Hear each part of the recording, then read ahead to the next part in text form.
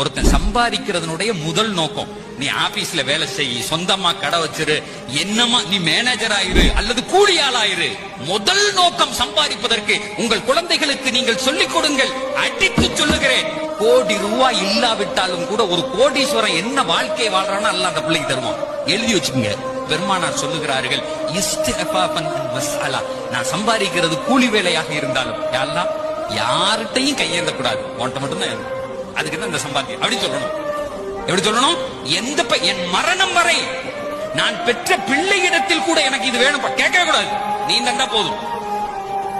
சொல்லி பாருங்களேன், கடைசி நேர தண்ணி வரை உங்களுடைய வாயில் இறைவன் ஊட்டுவான். நல்லா ஒண்ணு புரிஞ்சுக்குங்க, நீங்க வச்சிருக்க காசுகளும் படிப்பையும் கொண்டு இந்த உலகத்துல வாழ முடியாது. அல்லாஹ் நாடணும். கோடி ரூபாய் இருக்கவன் கூட ஏதாவது ஒரு நோயில இழுத்து பட்டு செத்து போறான்.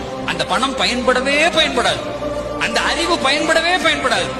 இந்த உலகத்தில் எதுவாக இருந்தாலும் இறைவன் நாடும். எத்தனையோ பேரு ஏழையா இருப்பான், 4 குமர் இருக்கும், கட்டி கொடுத்துருவான். குவைத்துல ஆயில் கம்பெனில மேனேஜரா இருக்கேன், ஆனா இங்க பார்த்தா ஒரு வீடு கட்ட முடியலங்கிறான்.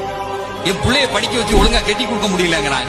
உங்களுடைய பெற்றோரை, குறிப்பாக தாயையும் தந்தையையும், அதிலும் குறிப்பாக தந்தையை உங்களுக்கு பராமரிக்கிற ஒரு சந்தர்ப்பம், ஒரு வாய்ப்பு கிடைத்தால், அவர்களுடைய மனசலங்களை இஷ்டம் செய்கிற ஒரு வாய்ப்பு கிடைத்தால், அவர்களை தூக்கி சாத்துகிற ஒரு சந்தர்ப்பம் உங்களுக்கு கிடைத்தால், அவர்களோடு இருந்து உறவாடுகிற, பக்கத்திலே இருந்து பேசுகிற ஒரு வாய்ப்பு கிடைத்தால், அவர்களை உங்களுடைய கண்ணும் கருத்துமாக பார்க்கிற, அவர்களுக்கு உங்களுடைய பணத்தை செலவழிக்கிற ஒரு சந்தர்ப்பம் உங்களுக்கு கிடைத்தால், புரிந்து கொள்ளுங்கள், அல்லாஹ் உங்களை சுவர்க்கவாதிகளாக கபூல் செய்வதற்கான ஒரு சந்தர்ப்பத்தை உங்களுக்கு தந்திருக்கிறான். தவற விட்டு விடாதீர்கள், தவற விட்டு விடாதீர்கள், இழந்து விடாதீர்கள். அந்த வாய்ப்பை அல்லாஹ்வுக்காக தேடி போய் எடுத்துக் கொள்ளுங்கள். போட்டி போடுங்கள், என் தந்தையை நான் பார்த்துக் கொள்கிறேன் என்று நீங்கள் சொல்லுங்கள். கஷ்டமா?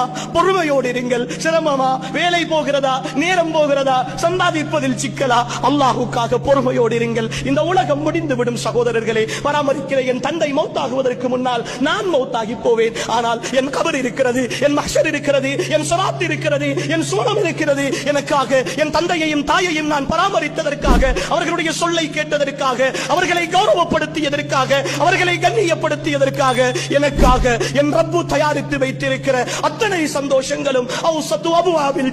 ஆயிஷா ரலியல்லாஹு அன்ஹா கேட்பாங்க, என்ன எவ்வளவு லவ் பண்றீங்க அல்லாஹ்வுடைய தூதரை? என்ன வார்த்தை பாருங்க, ஒரு மனைவி அல்லாஹ்வுடைய தூதரிடத்தில் இன்னும் எவ்வளவு லவ் பண்றீங்க? அல்லாஹ்வுடைய சொல்லுவாங்க, அறுபடாத கயிறு எப்படி இறுகி இருக்கிறதோ அது போன்று உன் மீது எனக்கு காதல் வைக்கிறது. எப்பெல்லாம் சின்ன மனசங்கடம் வருதோ அப்பெல்லாம் கேட்பாங்க, கயிறு எப்படி இருக்கு அல்லாஹ்வுடைய தூதரே? அல்லாஹ்வுடைய தூதர் ஸல்லல்லாஹு அலைஹி வஸல்லம் சொல்லுவார்கள், அறுபடாமல் தான் எப்போதும் இருக்கும். சுப்ஹானல்லாஹி ரப்பில் ஆலமீன்.